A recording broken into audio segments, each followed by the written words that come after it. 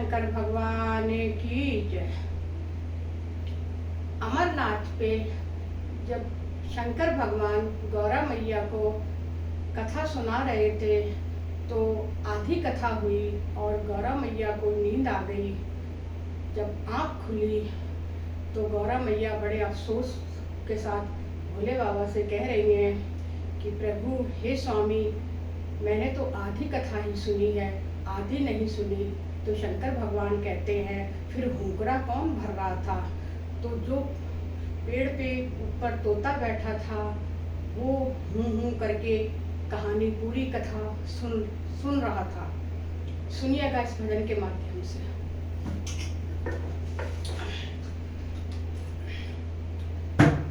ऊंचे पर्वत भोले शंकर, ऊंचे पर्वत भोले शंकर, बैठे आसन डार।